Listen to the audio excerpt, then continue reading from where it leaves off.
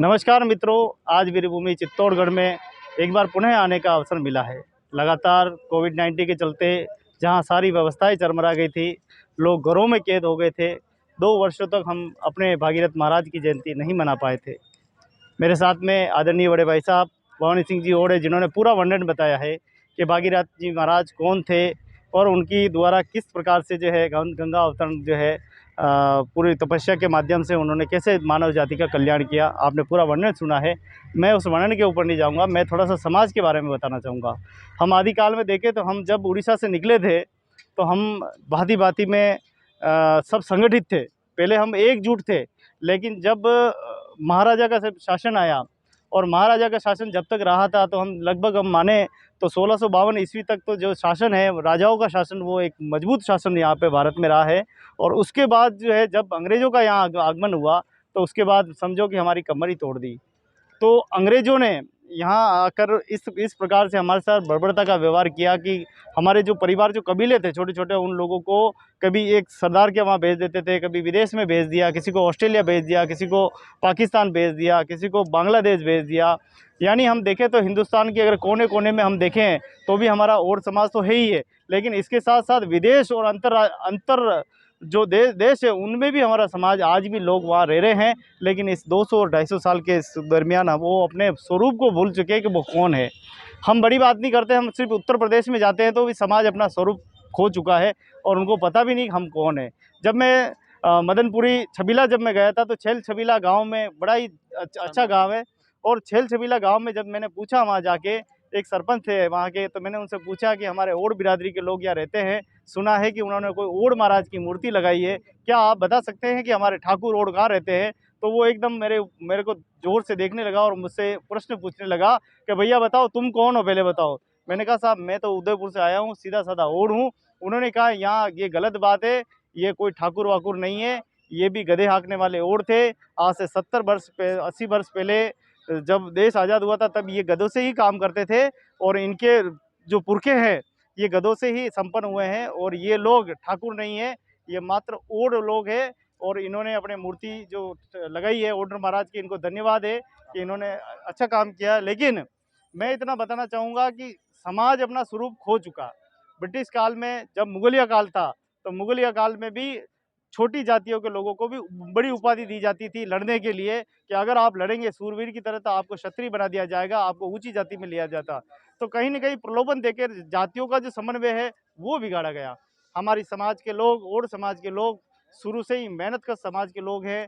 हम शुरू से ही वह खरी मेहनत करने वाले लोग हैं। कुआँ, बावड़ी और न जाने कितने ही बड़े-बड़े डैम, मान, नदियाँ और बड़ी-बड़ी सरोवर खोदने वाला हमारा समाज है। आप देखेंगे कि कुंभलगढ़ जैसी महान दीवारें, और हम देखें कि उदयपुर का जैसे सज्जनगढ़ का किला, या इस वीरभूमि पे मौजूद हमारा चित्तौड़ का किला, वहाँ तक मेटल कैसे गया होगा। उस ज़माने में इंसान का ले जाना मुश्किल था। उस ज़माने में गधों के माध्यम से वहाँ तक मेटल पहुँचाया जाता था और ये बड़ी-बड़ी दीवारें उस ज़माने में बनी हैं। कहीं न कहीं हमारा समाज का एक बहुत बड़ा किरदार रहा है, लेकिन इतिहास के पन्नों से हमारे समाज का नाम हटा दिया गया, कभी लिखा नहीं गया। हमारा समाज आज बड़ी संख्या में, आज भारत में कहते हैं कि हम करीब, कोई 2 करोड़ बताता है, कोई 3 करोड़ बताता है, कोई 5 करोड़ बताता है। मैं मैं इतना समझ पाया हूँ कि राजस्थान में हमारी आबादी भी 10 लाख से ज़्यादा हमारी आबादी जो है राजस्थान में बसती है, लेकिन हम लोग आज भी असंगठित क्षेत्र में रहते हैं। हम देखें हमारी समाज की स्थिति, तो आज भी हमारी समाज घुमंतु, अर्ध घुमंतु की दिशा में, आज भी हमारे लोग रोज़गार के लिए गाँव छोड़कर शहरों, बड़े शहरों में आज भी व्यवसाय करने के लिए जाते हैं, आज भी मज़दूरी करने के लिए जाते हैं। आज भी हमारा समाज मुख्य धारा में नहीं है। 80% लोगों के पास रहने का अधिकार नहीं है, पट्टा नहीं है, उनके पास खाने-पीने का संसाधन नहीं है, उनके बीपीएल कार्ड जैसी सुविधाएँ नहीं हैं, आज भी वो सुविधाओं से वंचित है। और सरकार ने हमें इस ओबीसी कोटे में डाल दिया गया और ओबीसी कोटे में आज भी हमारे बच्चे अच्छे नंबर तो लाते हैं, लेकिन नौकरी नहीं पा सकते, क्योंकि वो नौकरी तक जा ही नहीं सकते, क्योंकि इतनी लंबी लिस्ट लगी हुई है। ओबीसी में 130 जातियाँ हैं और 130 जातियों में अब किसका नंबर आएगा नौकरी में, ये बड़ी सोचने वाली बात है। इसीलिए आज हमारा समाज अपेक्षित और पीड़ित रहा है। हालाँकि मेहनत कश और मेहनत के मुकाम पे हमारी जो है सफलता पाई है। हमने सफलता पाई है और मेहनत करके ही आज ये जो मुकाम है, ये पाया है। खरी मजूरी करके, खोटा करके कोई खाने वाला है तो हमारा समाज ही कहा जाता है। दिन भर मेहनत करता है, लेकिन शाम को अशिक्षा के अभाव में वो कहीं न कहीं गलत चीज़ों के दुरुपयोग में पैसा लगा देता है, इसीलिए हमारी स्थिति बहुत बिगड़ी हुई है, दयनीय स्थिति है। लेकिन मैं देख रहा हूँ कि पिछले 20-22 साल से मैं देखूँगा अभी जब जब से आधुनिक युग आया, जब से सन 2000 लगा और 2000 के बाद एक नई क्रांति का उदय हुआ और नई इस क्रांति के अंदर हमारे आप जो अभी आप जिन परिवारों से मिल रहे थे, जो अपने बारे में वो बता रहे थे, मैं दावे के साथ कहता हूँ कि उस 2000 सन 2000 से पहले अपना नाम तक नहीं जानते थे कि मेरा नाम बाबूलाल जी है या बाबूलाल है। यानी स्थिति हमारी ये थी कि मैं अपना नाम नहीं जानता कि मेरा नाम गोपीलाल है या गोविंद है, यह स्थिति थी हमारी। लेकिन हमने सन 2000 के बाद अपनी स्थिति को सुधारा, मजदूर से कारीगर बने, कारीगर से हम ठेकेदार बने और ठेकेदार बन के हमने अपना पुनर्वास स्वयं किया। ये सरकार की कोई भागीदारी नहीं है।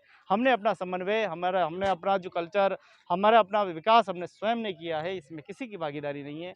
तो हमने अपनी मेहनत से ये मुकाम पाया है और धीरे-धीरे देखो आप जो जिस पूर्वजों को हम कहते थे कि सगर महाराज हमारे पूर्वज है, भागीरथ महाराज हमारे पूर्वज है, माँ जसमा हमारी माँ सती माता है। ये बातें हम सिर्फ सुना करते थे, सिर्फ अमल में लाते थे। कभी कोई किताब हमारे हाथ लग जाती थी जैसे सोने का खजाना मिल गया, जैसे किताब के अंदर बहुत सारी चीज़ें मिल गई, हमें ऐसा लगता था। लेकिन जब से उदयपुर में 53 साल पहले जब हम मातेश्वरी का मंदिर बना, तो 53 साल पहले भी आप देखिए कितनी बड़ी क्रांति थी और आज एक बहुत बड़े समुदाय के संगठित रूप में लोग रहने लगे, उनके पक्के आवास बन गए हैं और वो भी आज शिक्षा की वजह से, शिक्षा के दम पर आज वो विकास के पथ पर जा रहे हैं और उनके बच्चे भी शिक्षित हो रहे हैं। लेकिन बात ये है कि आज भी समाज कहीं न कहीं पीड़ित है, शोषित है। आज भी लगातार प्रयास किया जाता है क्योंकि समाज में रूढ़िवादी परंपराएँ बहुत चरमरा रही है। इन व्यवस्थाओं को ख़त्म करने के लिए लगातार नवयुवक मंडल लगातार प्रयास कर रहा है कि ये व्यवस्थाओं को कैसे बदला जाए, इन व्यवस्थाओं पर अंकुश कैसे लगा जाए। एक व्यक्ति तो मर जाता है, लेकिन उनके पीछे जो कर्जे में डूबने वाला परिवार वो पूरा दफन हो जाता है, वो मर जाता है, उसको कैसे रोका जाए?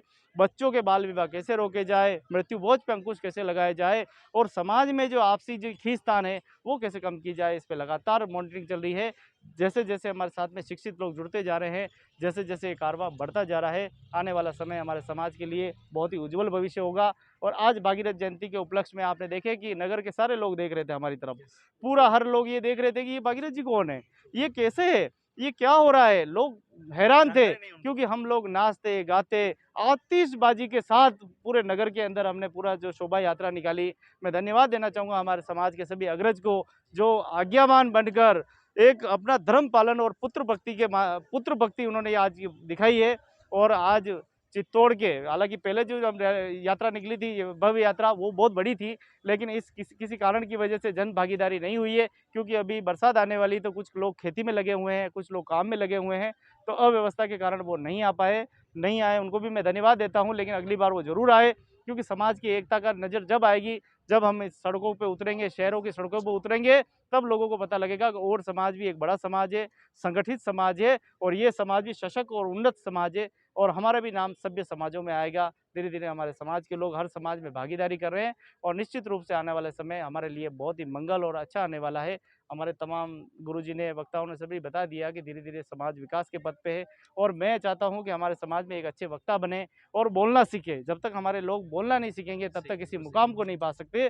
जब वो बोलना सीख जाएँगे, तो हमारे हाथ में विकास की धारा होगी, हमारे बच्चे भी अच्छी क्लास में पढ़ेंगे, हमारे अंदर भी नेता बनेंगे, हमारे अंदर भी पार्षद बनेंगे, हमारे अंदर भी एमएलए बनेंगे। यानी कोशिश करने वालों की कभी हार नहीं होती है और हमारा लक्ष्य ये है कि जन जागृति के माध्यम से सभी को जागरूक करना। और जो आज ये जन समुदाय इकट्ठा हुआ है, ये किसी भी अपने निजी स्वार्थ के लिए नहीं है, ये समाज के सर्वांगीण विकास के लिए भागीदार बने हैं और ये भी चाहते हैं, ये भी देख रहे हैं कि आइए हम सब मिलके इस समाज का विकास करें। बस सोच में थोड़ा-सा फ़र्क है, एक अच्छी सोच के साथ हम सकारात्मक सोच के साथ निकलेंगे, तो निश्चित रूप से समाज प्रगति करेगा और आने वाले समय में हम और भी इससे भी अच्छे काम करके और एक सभ्य समाज में हम अपनी कीर्तिमान गौरवान्वित स्थापित करेंगे। इन्हीं शब्दों के साथ बहुत-बहुत धन्यवाद। जय ओड समाज, जय भागीरथ जी की, जय जसपा जी की, जय ठाकुर जी महाराज की।